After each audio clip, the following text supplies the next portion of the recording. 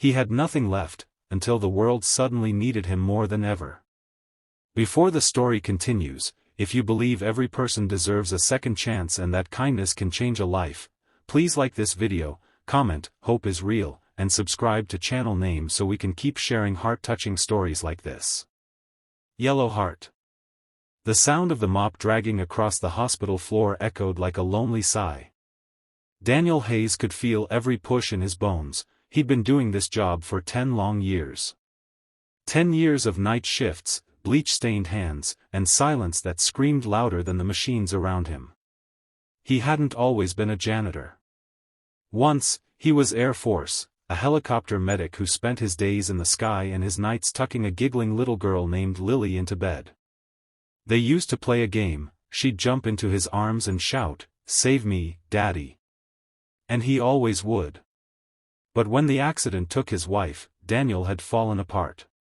Grief is a thief. It didn't just steal his joy, it stole his direction. He left the Air Force to raise his son, Matthew, then just 3 years old. He took the first job he could find, mopping hospital floors while his heart learned how to beat again. 10 years later, he wasn't healed, but he'd survived.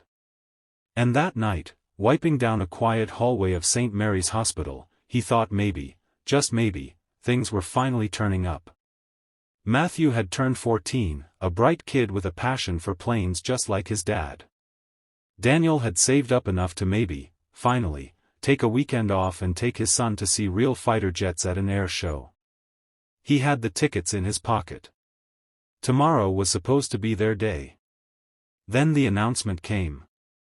The hospital administrator, stern glasses and colder eyes, pulled Daniel aside. "Budget cuts," she said. "We're letting you go. Effective immediately." Just like that, 10 years erased. His badge was taken. His future too. Daniel didn't cry. Not there. He simply nodded, removed his gloves, and walked out of the hospital for the last time, carrying his mop bucket like a final insult. Outside, the winter wind hit him like a slap. He stood in the parking lot, breath fogging the air, heart heavier than his tool cart. He had no job, no savings, and a son who depended on him entirely. Rent was due in 2 weeks. Tomorrow was supposed to be a celebration, not another disappointment. He could already hear the hurt in Matthew's voice. As he lowered his head, wind whipping his jacket, a deep rumble shook the night. The ground trembled beneath his boots. He turned. One helicopter appeared in the sky. Then a second. Then a third. Their spotlights cut through the darkness like giant white swords. The hospital parking lot erupted in chaos, doctors shouting, nurses scrambling, patients pressed against windows. The helicopters descended with military precision, their rotors blasting frigid air as they landed across the lot. Daniel raised an arm to shield his eyes. Navy insignias gleamed under the floodlights. Soldiers jumped out, followed by one man, his uniform adorned with medals, his stride powerful and urgent. Commanding voice slicing through the wind, the officer pointed directly at Daniel. "Daniel Hayes. We need you." For a heartbeat, Daniel wondered if this was some final cruel joke. Then the officer stood before him, removing his helmet. His weathered face carried a mix of shock and respect. "Sergeant Hayes," he said, his voice cracking with relief. "You saved my life." And suddenly, Daniel remembered. A burning helicopter.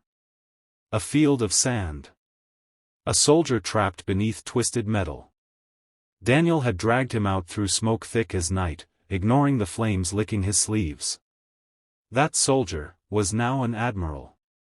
The admiral stepped closer. "We've been searching for you. We finally tracked you here."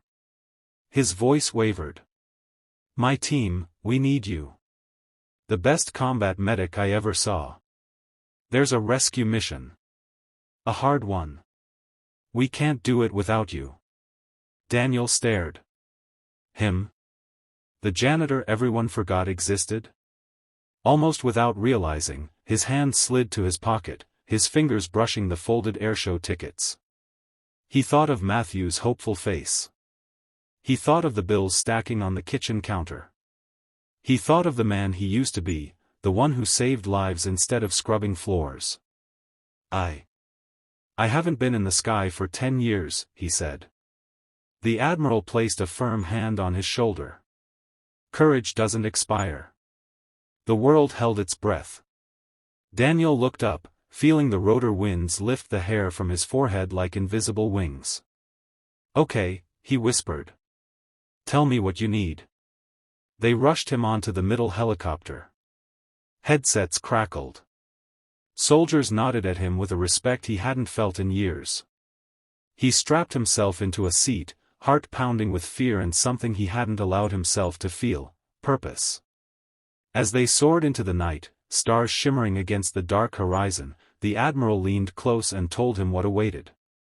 A training exercise off the coast had gone terribly wrong. A small team was trapped on a sinking vessel.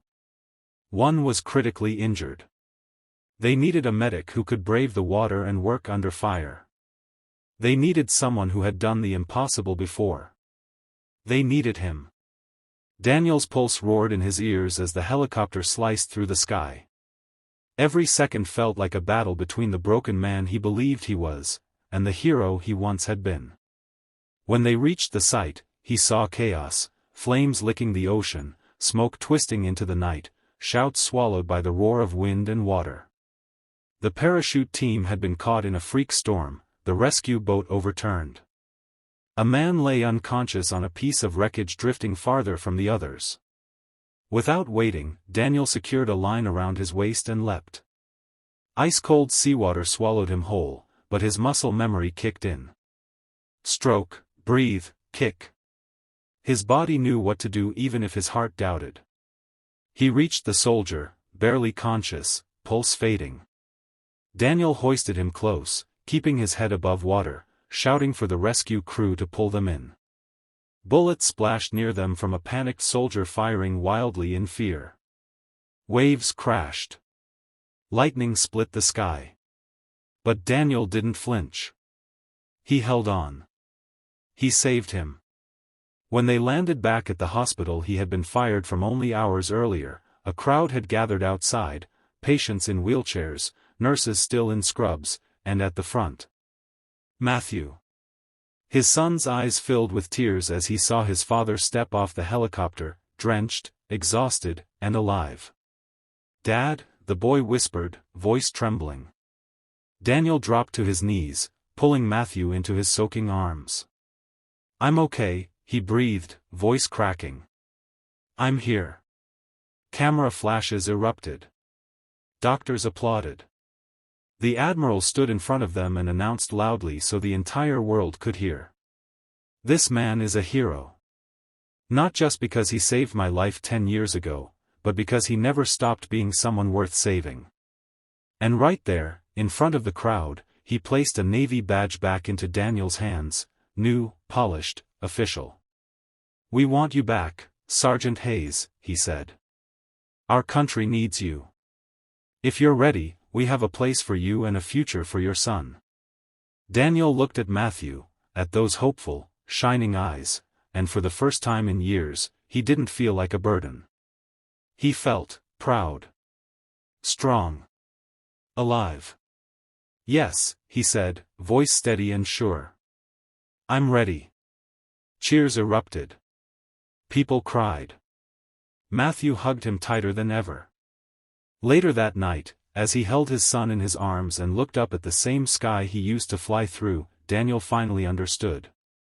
Some storms don't come to drown you. They come to wash you clean.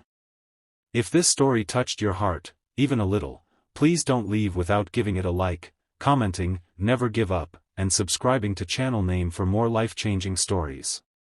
Yellow heart, your support helps us share hope with the world. Thank you for watching.